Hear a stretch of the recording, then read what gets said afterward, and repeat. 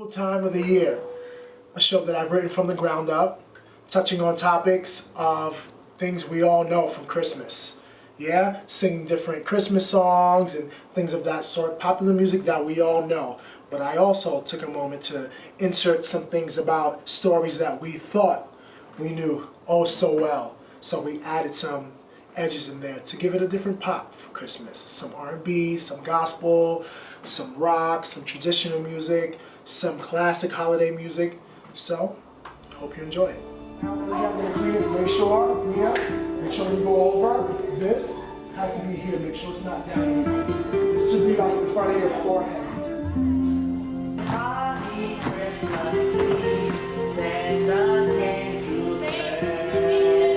Very good. They work very hard. Everyone works very hard. I think my son was great. I always thought he's a talented kid. Wonderful things that Kips Bay does for our members. Have Facebook and Instagram, and they're so connected, and they're so connected to these devices that they have that it's tough bringing them out of that and getting them to be present here with us. Calling her. I sure did it. You see, I'm a nice guy, but for some reason, it's the source of all dance when it comes down to it, and gives them just much more of a presence on stage.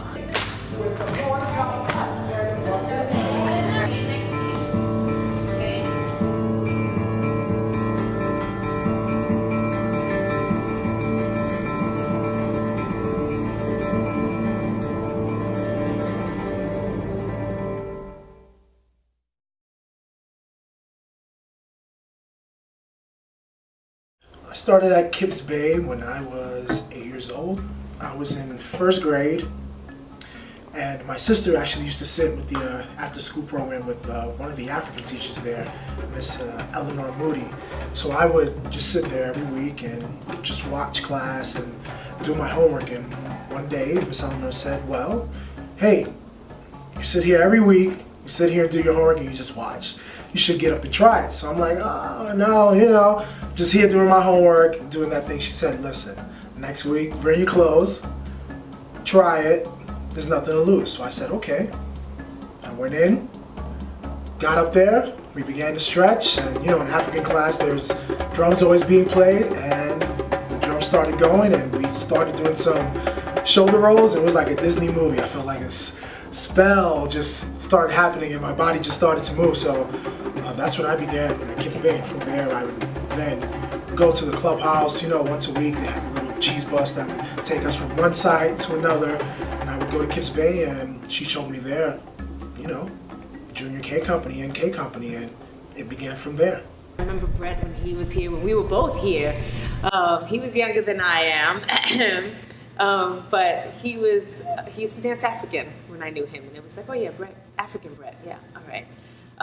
Who knew that Mr. Brett Sturgis would turn into this fine dancer, singer, actor? Just kind of blew us all away. When I saw him grown, I was like, that is not Brett from Kips Bay. That's crazy. Brett is phenomenal, very creative, very grand, very grand. Brett is a very upbeat person. If he doesn't like something, then he doesn't like it. He teaches really fast, so if you want to be taught by him, you need to be a fast learner and be able to pick up his pace. I didn't even know he could sing. It's absolute craziness. And now he's singing his face and teaching vocal lessons and privates and stuff. It's just amazing how we've all come to kind of, from this world to the professional world together. And you meet each other and you're like, oh my God, I remember you from back when. So I should hear a breathing gasp before every phrase. So I want to hear everyone breathing in through their nose. And you're not breathing in with your chest. Breathe in with your body, okay? A lot of the kids that start with me don't have any technique at all. So the most important thing I feel that they need to learn is to breathe. A lot of times they get frustrated because they can't hold notes, but a lot of times it's just a simple reminder of how to breathe from their belly instead of just superficial breaths in the chest. Brett is just like, he has to be neat and on point.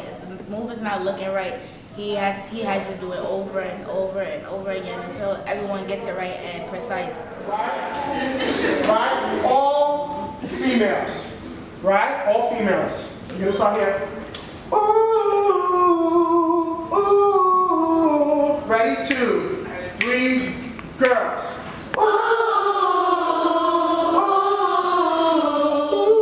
That's Mick Jackson, Veronica Jackson. Veronica, after the 30th anniversary, really was telling me like, hey, we're trying to do things, you know, we're gonna build bigger musicals around here. I'm gonna do vocals, you should be around. I had been singing since I could remember. And I came in and I sang for Harold back when Harold was the performing arts director.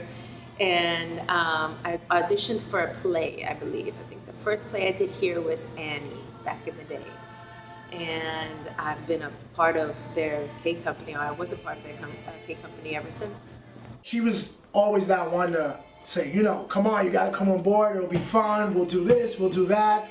And Veronica's the same way. She's very stern and diligent with the kids. She's, I will say, the softer one. Yes, Veronica, they get you sometimes, the kiddies. Veronica, I like her as a vocal teacher because she's not like, I've had other vocal teachers in the past where they're like strictly about like technique and you have to do this perfectly, you have to do this perfectly. And she's more like of like a softer like side. Everybody seated at the bus stop. Somebody's gonna come in, sit next to that person. Try to make that person leave without touching them. I always loved singing, I always loved dancing, I always loved acting.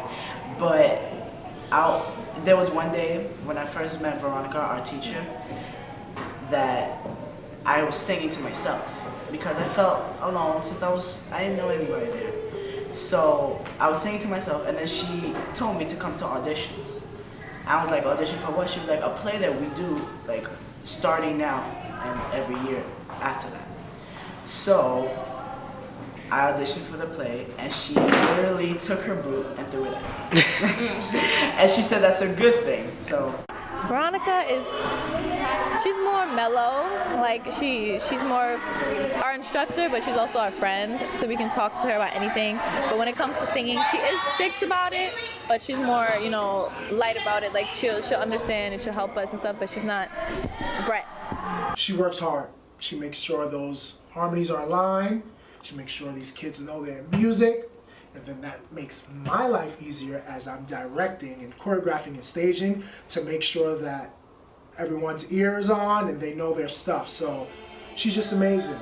Loving mother, sweet lady, you know, I do the world for her, anything she says, you know. So Veronica, definitely sweetheart, and she works hard to make sure these kids sound great on stage.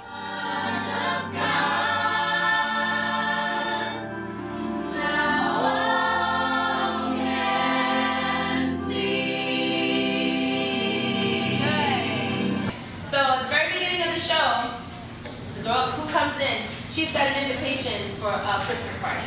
So she's really, really excited about it. She's talking to the audience. So I want to see you guys animated, having a really good time. And we're going to start with... The new programming consisted of a new division of musical theater. So now, versus just having a dance recital, they wanted to implement a new musical program in there, which would have a younger age group of musical theater kids and an older age group, which would be up to about 18, 19 years old in musical theater, which would happen twice a week. They would get vocals, they would get dance, and they would get acting, aka drama, and make these kids triple threats. So that's what happened. We started molding that, and September rolled around, and we began musical theater, as well as taking the two companies, which is K and Junior K, and bringing them into the normal musical theater class so that they would have that under their belts as well, you know, beyond just being dancers. And if you want to do this for a living, you can't just dance, you can't just sing, you have to be the total package, the complete package. So that's what we're trying to do here. We're trying to get them to be good singers, be good dancers, and good actors. So now everyone is dancing, singing, and acting, whether they liked it or not. Hello? What she did? I don't know. She needs to stop. So on the inside, right, all four. Hey. Ready? Here we go. Ready? 5, 6, 7 jabs. 1, 2, 3, 6, hop. All right, this one's gonna be very cool. Check out my Black Widow spider. I named him Killer. Here, you want to pet him? Hey, see? It's on you right now. You can do it. Ready? 5, 6, 7, 1, 2, 3, ha, ha. 5, let me see. 6, 5, 6, 7, 1, 2, 3, ha, ha. 5, go.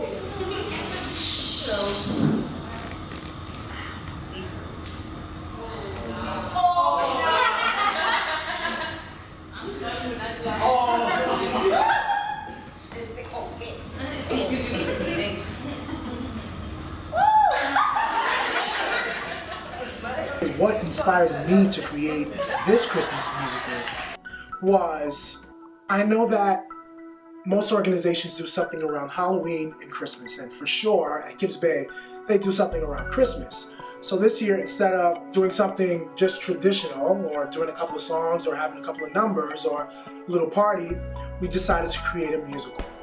So Erica said, we want to do something different. You know, we're trying new things. So I said, okay, well, this is what I do. I create corporate events and choreograph different theatrical events and shows. So let me write this musical. Pause, wait. You hear guitar, boom, boom, boom, boom, boom. Stop. So once you hear guitar, start coming back to life, okay? Let's make it a little comedic. Let's make it a little heartfelt. Let's put a storyline behind it. So we used popular music and different genres of music that are done by well-known artists and implemented them in between the story of this thing I wrote called A Wonderful Time of the Year. 7, move! Must have been some magic in that whole silk hat they found. If you can get past them, get past them so that you're here, out the way, because the singers are there. What we wanted to do is put together a show, something that the kids can understand and something that the audience can see came from the kids. Because we could have done a Christmas Carol, we could have done something traditional, but we thought it would be really cool to incorporate traditional Christmas carols and maybe some other music that might be appropriate for this season. So we wrote something completely brand new.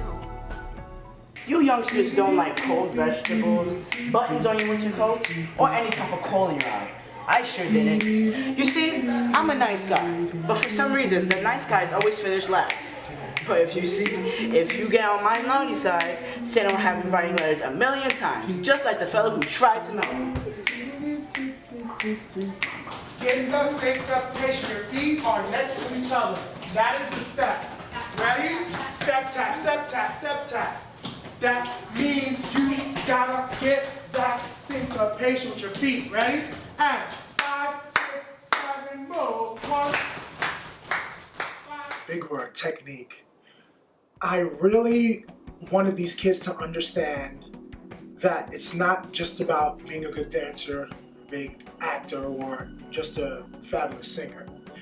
I wanted them to grasp the technique of consistency. And as child performers, this is a thing that has to get instilled in them early. Pop, pop, a little faster now. Pop, pop, pop, pop, pop, pop, faster. Pop, pop, pop, pop, pop. Yeah, that's the first flow. Step, pop. Lauren, look at you and look at everybody else. You two me now, you're lost. Again, ready?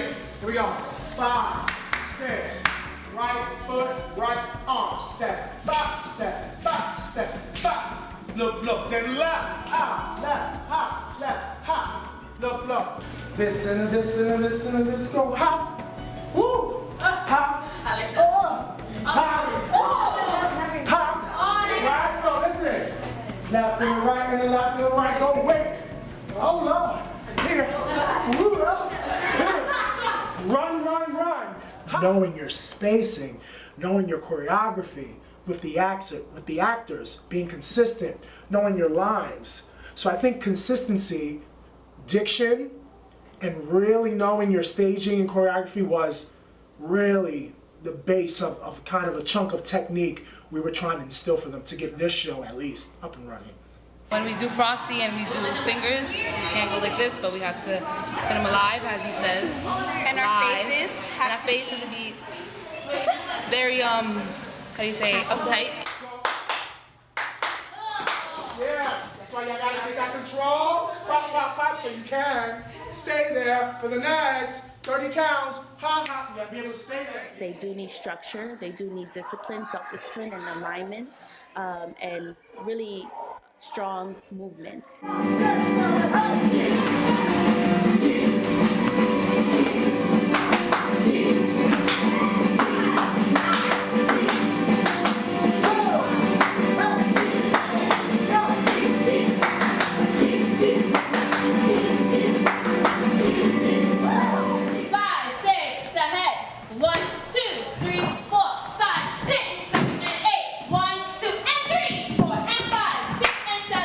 Erica Struve. Growing up, you know, there's definitely an age gap, of course. I'm 31. I don't know how old she is, but I know she's in her 30s, older than me. And, you know, growing up, I didn't hang out with Erica and things like that because we were in company together. But as I returned back to Kips Bay, time and time when I did come to do things for the Boys and Girls Club, we would have our encounters and we would talk more. And what I noticed about Erica is that she goes 1,000% to do bigger and better things in that dance program, even just to stimulate her mind. She sees all these expressive movements in them that they're definitely able to achieve.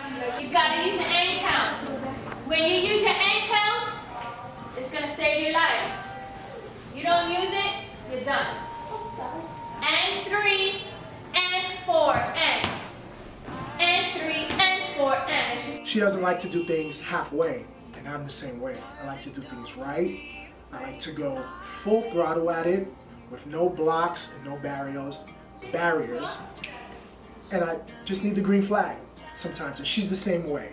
So I just saw how diligent she was with her job and in the process. She really wants things to happen. So, you know, she's a go-getter. She still keeps a smile on her face, keeps it professional, but she doesn't play. And again, I'm the same way, so we work really well together. And we're still learning as this relationship grows, how we can learn and work together still.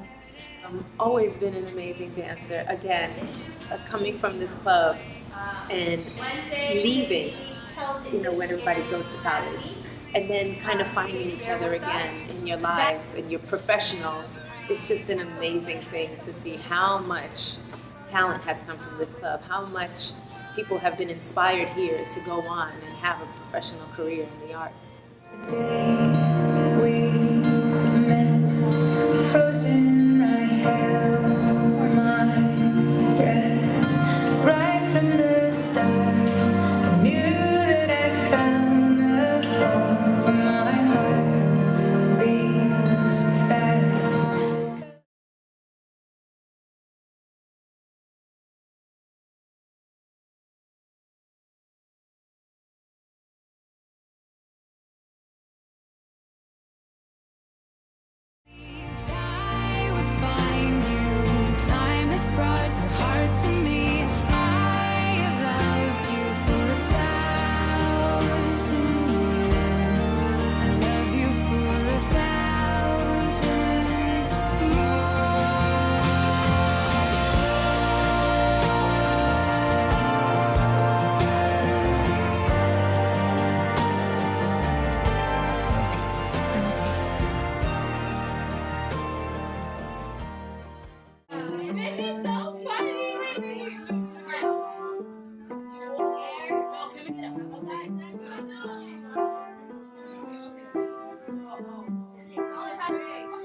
In school, I study vocal music where I take a foundations class and I learn how to play piano in school as well. And here in the company, I am a singer where we practice our technique, and I study dance here as well where I take Latin, partnering, and hip hop.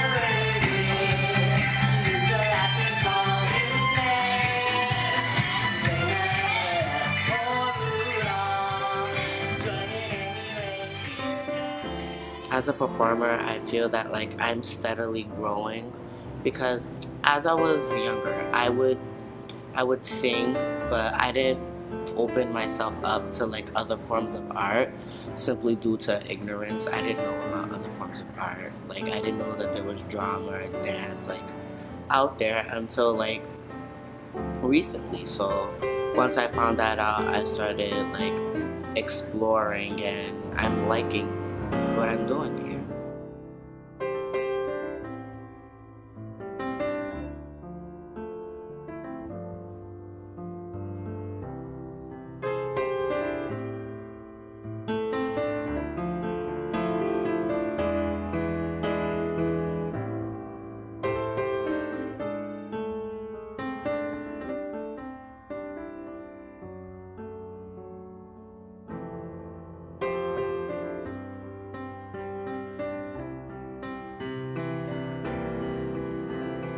Ryan is the kind of kid that is very dedicated, very structured.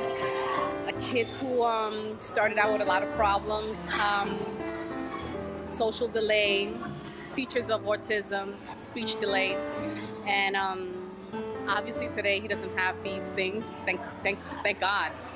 He's a kid who was able to interact with society, with normal kids, and show his talent artistically. Like Kips Bay, I never became with parents. I just want to be dedicated. It's like dedicate my life to singing. Most of the kids around here have very good potential. Ryan was very quiet, very shy to himself. He really didn't say much, he really didn't do much. And just seeing Ryan today and doing what he did up on stage is just a totally different Ryan than I knew. I never gave up on him. I tutored him. I got people to help. And he has overcome all those obstacles. So today he's on the road to college. He's a senior. He's on the honor roll. He's in a musical theater company. And he's performing in many aspects of theater and music. He plays instruments, piano, saxophone. He sings. He's actually dancing, something that I never thought he could do. I think the performing arts have his character has been able to develop. He has been able to interact with other group of students. He's just a normal kid fitting in, and it's just his grades, the self-esteem has allowed him to even excel in all the areas that he was lacking before, especially academically.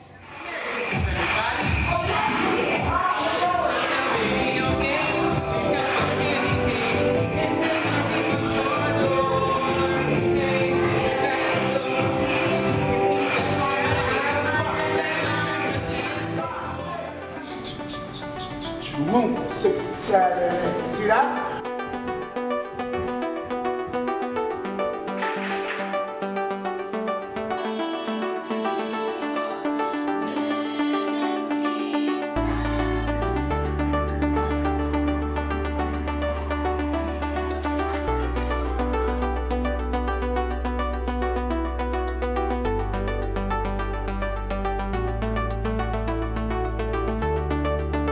What time is it? Go.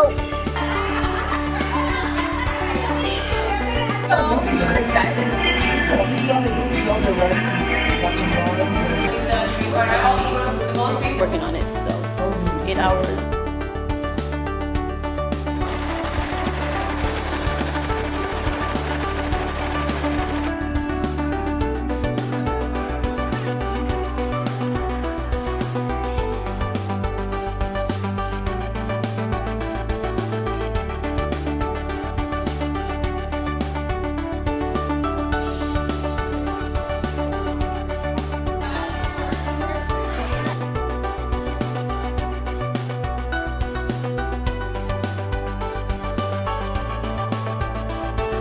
Almost like 10 minutes that you have to change for Frosty and Rudolph. Dancers were late, kids were feeling emotional.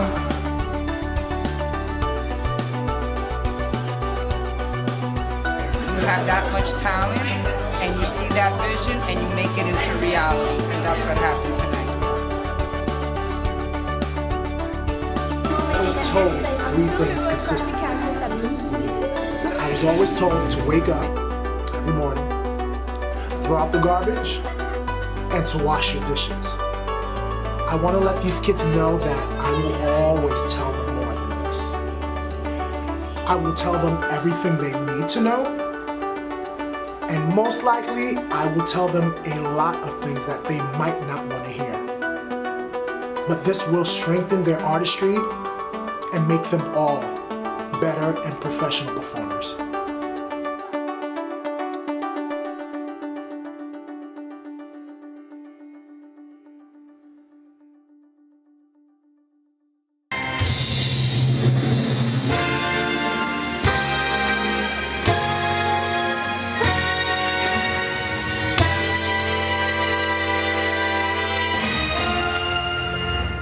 There's this girl that comes out in the beginning, and supposedly she's been invited to a huge party. She's reading this invitation, she knows it's gonna be great, and what happens is she runs away in her happiness, and we just see the chaos in the street, the people shopping. What happens? You see the kids running. It's just kind of like that street moment, very classic, but you know, it's the Bronx, so the kids are coming out of their bubble coats and their scarves and their gloves and their winter gear, and it's the most wonderful time of the year. So that first scene is pretty to the point, you know, keeping it classic but with an urban twist.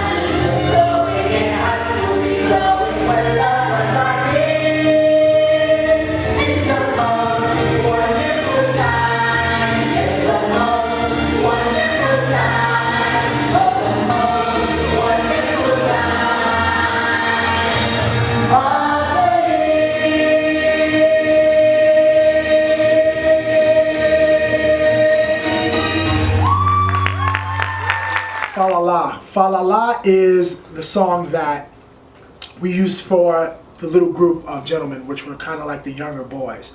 So at this moment when Fa La La happens, the girls are on one side of the stage and the boys are on the other side of the stage, and it's the guys trying to tell the girls like, hey, you know, they're sitting there, they're macking, they're trying to let the girls know, you know, what I'll do for you for Christmas, I could do this, I could do that, we'll have a good time. Kind of like I'll Steal Your Heart. So they go into their song and their dance and they kind of groove. It has an R&B feel to it. I think the original's done by Justin Bieber, and they just go for Fa La La, talking to the girls.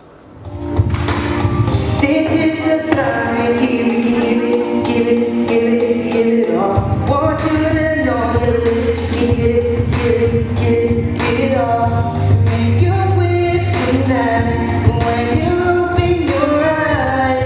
When the lights go bright, girl, I'll be right there. Baby, you'll be everything you want. It's your night. Whoa. When I put my ears to your chest, girl, baby, I hear melody. When your heart beats, baby, you sing to me like ba la la la la la, baby, I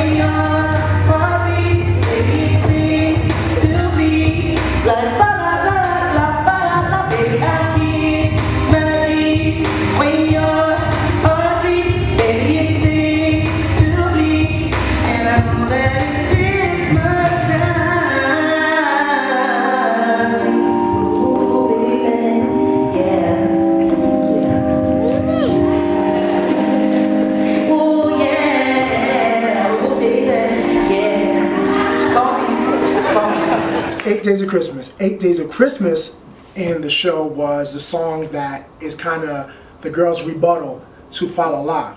So the guys are singing it, we can do this, we can do that, I can make your heart melt, all these things. And the girls are kind of looking at them like, are you serious? It's 8 days of Christmas. If you can't buy us this, and that, the gifts that we're used to, don't even bother. So the girls are telling them, you know, on each day of Christmas, I got this, diamond rings, cars, this and that. So it's kind of their way of shutting the boys down. R&B flow as well.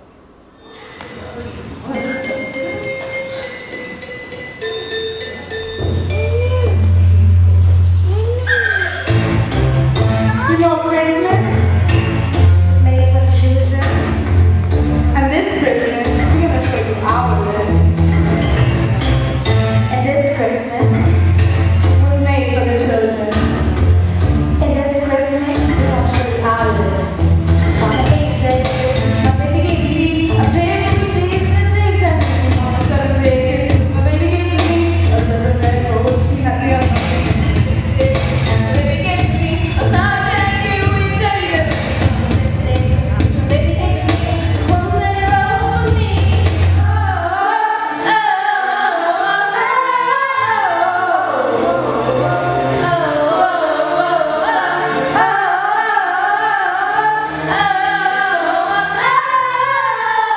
Santa Better Be Good is an original song that I wrote. And I was actually going to use it for another Christmas show that I was doing with another organization. That didn't happen. They didn't, you know, use the song. So I said, you know, why not have at least one original song in this production? So I brought that on, and this is the moment where the parents actually are coming out and they see the kids, you know, kind of arguing and going back and forth after Fa La La and 8 Days of Christmas. So the parents are telling them, you know, listen, telling them what Christmas is about. It's not about the gifts, this and that. You guys are arguing about so much, but what about us, the parents?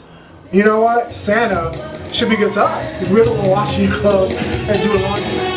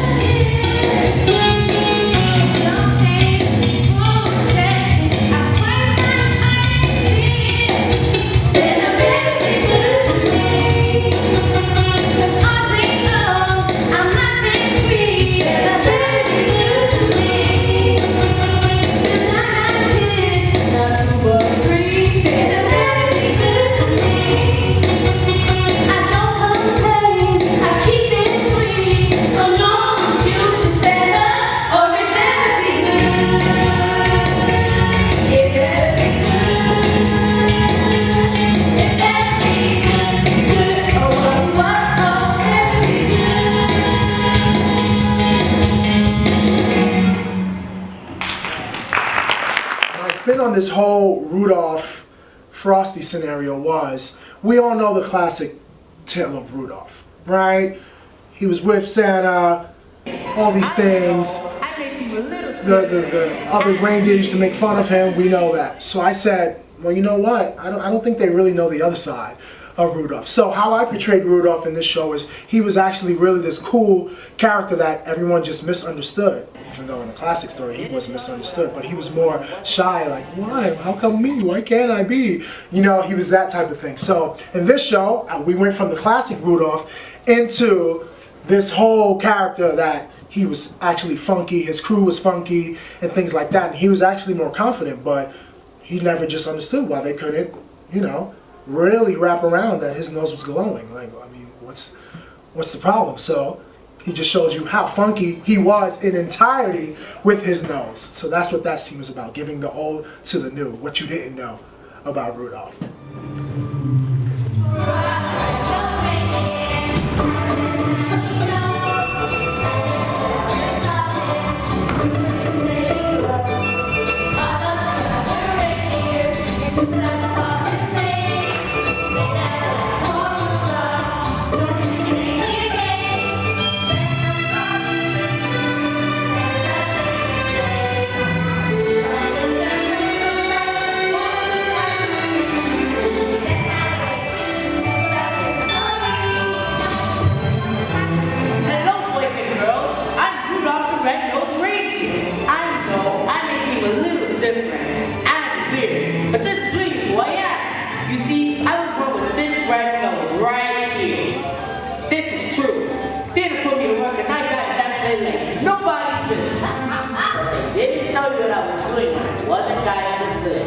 You probably think I was just sleeping. But Santa was working under his coat with Mrs. Claus. No way! When the lights went out, my nose went on, and me and Santa elves would party!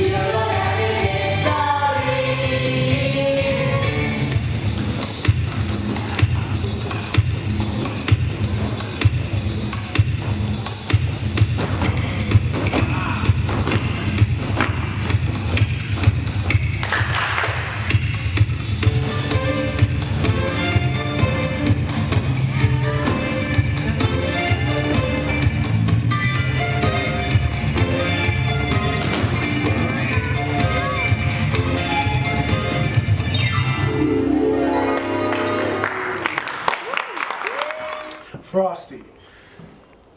I kind of use the same reverse psychology in the whole Frosty scenario.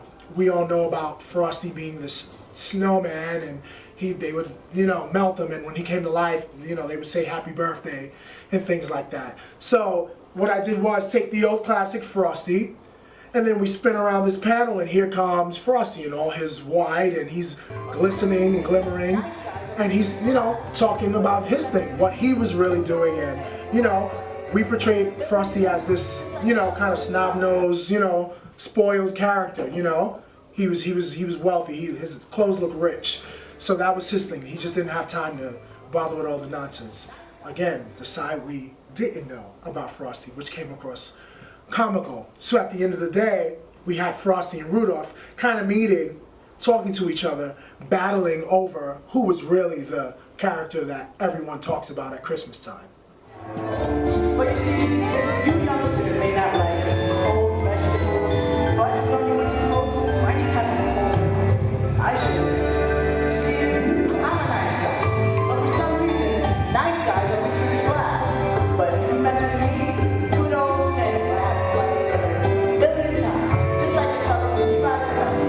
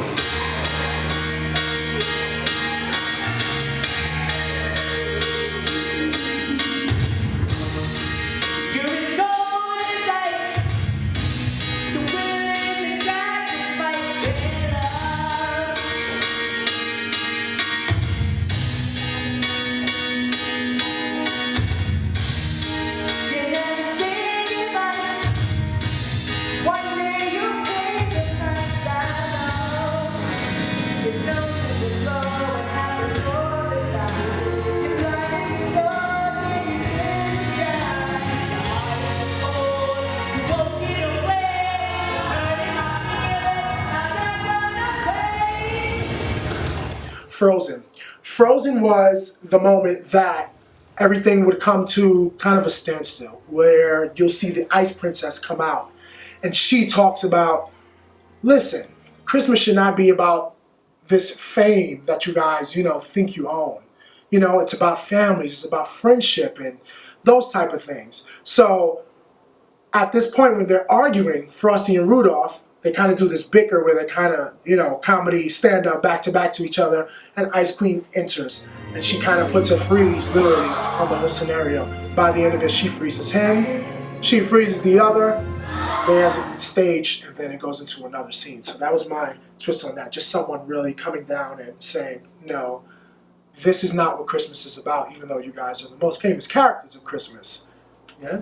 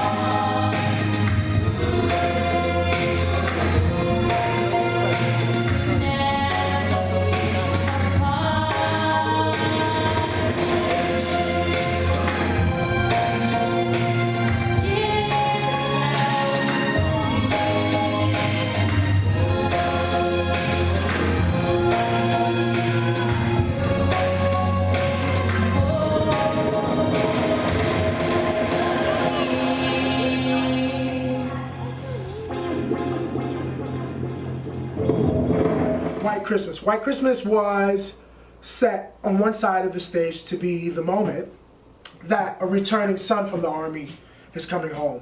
So she's dreaming of this white Christmas. The kids are in the house, they're playing, and they're singing family time. And at one point, the returning son does enter the scene. And again...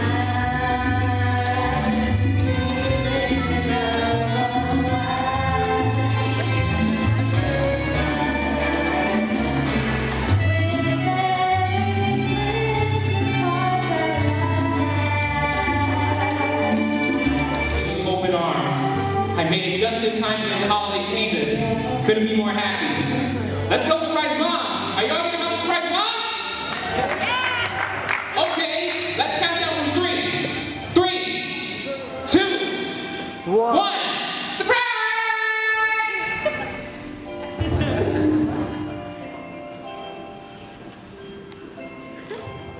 The army son returning. Now on the other side of the stage, we have a young girl sleeping, and her older brother is about to go away to war. And what's interesting about this scene was, even though we didn't get to really tap into why the young girl was a silent character all this time, it's because she doesn't speak. And we didn't get to really tie that in the story. Again, when you're working new plays, after you see it, then you get to go, we could have dug in deeper, explaining other scenarios to make sure it makes sense later. But she hasn't spoken. So what her older brother wishes is that he could hear her speak anything, say anything, goodbye, hello, before he goes off. So with him keeping hopes of that, he tells her, hey, before I leave, tell me something. Hello, goodbye, you miss me, anything. He just wants to hear her speak. And she goes into her song, and it's like, wow. The young girl speaks, family comes out, and they hear her sing silently.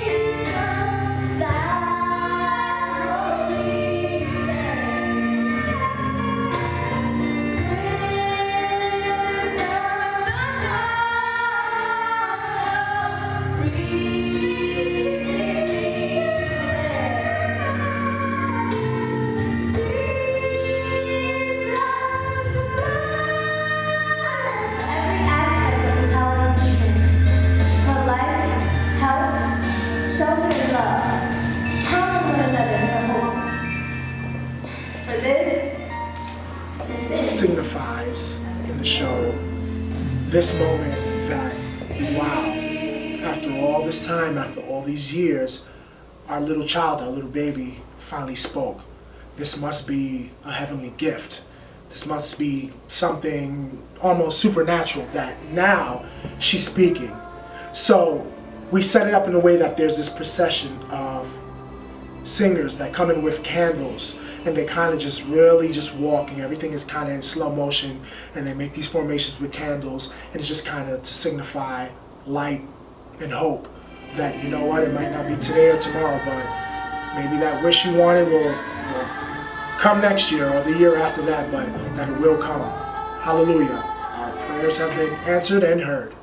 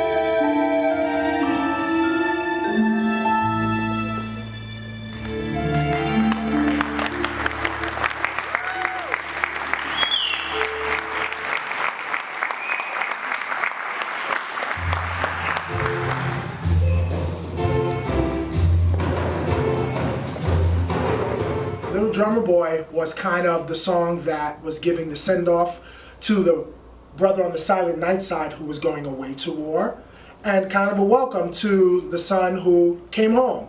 So they both kind of step up and they give this salute, and they say, we're here to those, who, haven't fought a battle. They kind of give their salute. Little Drummer Boy comes in and he plays his song. It's the Michael Jackson version of Little Drummer Boy. And that's what that moment signifies. Kind of the old kind of going to new. The army always keeps going. They keep leaving. Some return, some don't. Some get sent off, some return. That whole shebang.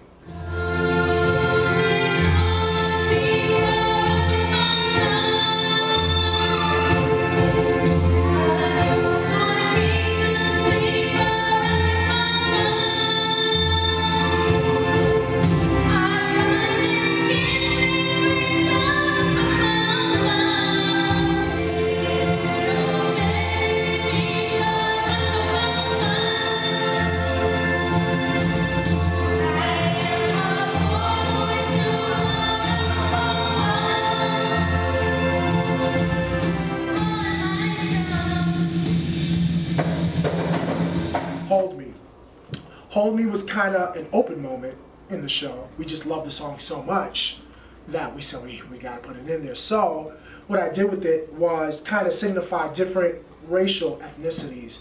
I know there was like a portion that represented like Japanese or Asian, and then you had the African, then you had kind of the runaway boy, then you had some representing an Indian ethnicity, and we kind of just had that as though they're all meeting at this one point.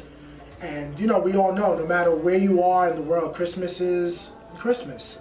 And we all celebrate it, whether you're brown, white, purple, green, blue, orange, polka dot. You know, everyone just kind of comes together and for that moment, hold me, embrace me. I'm your brother, I'm your sister.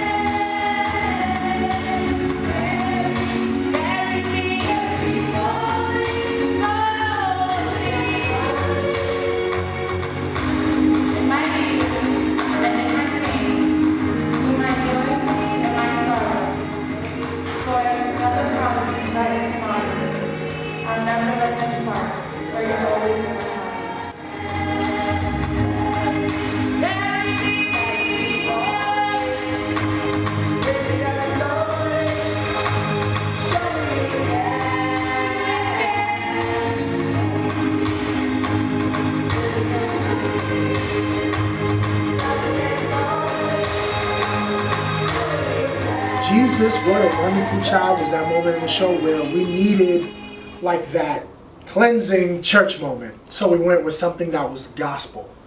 So we took a version of Mariah's Jesus, What a Wonderful Child, and we used that. So we have our choir in the back, and we have our churchgoers sitting down, and you know, they're there and they're getting and they're listening to the service. You have that lead singer going, and in the middle of the number, they get the Holy Spirit. So those churchgoers start dancing and they go into this praise dance field, and the number builds, and it's just big vocally and dance-wise. It's just a big church production, and you know, to bring that energy, you know, Jesus, What a Wonderful Child.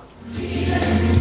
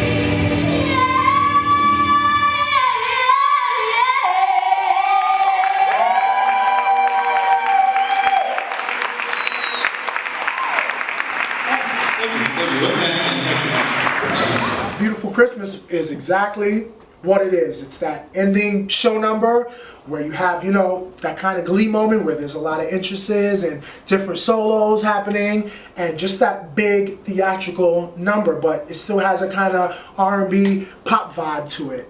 So, beautiful Christmas, knowing that, hey, this is a fun time, just kind of grab your coat, let's go shopping, get your gifts, take mine, who cares? You know, that moment. So, you know, it's just saying, again, happy holidays to everyone. We can have a beautiful Christmas. Just that big closing number. That was, you know, a nice moment in the show also. Big time! Merry Christmas, everybody! Put down the video games, and got some candy things. Nintendo leave my door. Hey, get back and go to me. Bring peace and harmony. 'Cause that's what Christmas is for.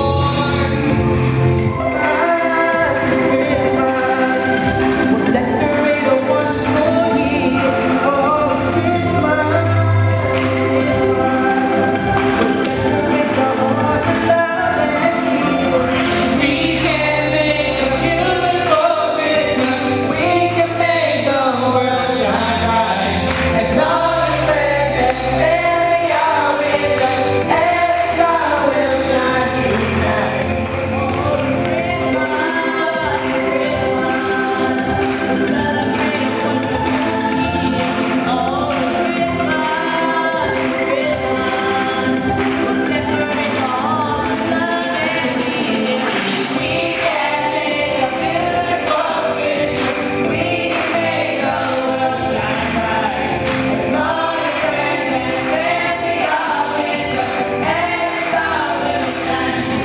Oh, it was awesome.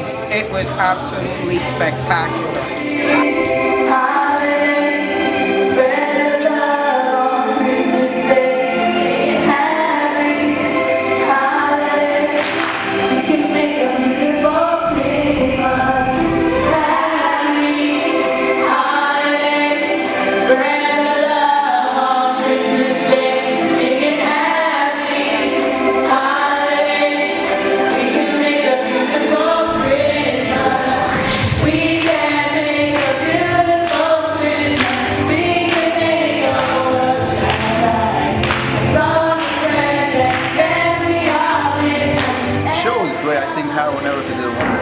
Everybody in the show.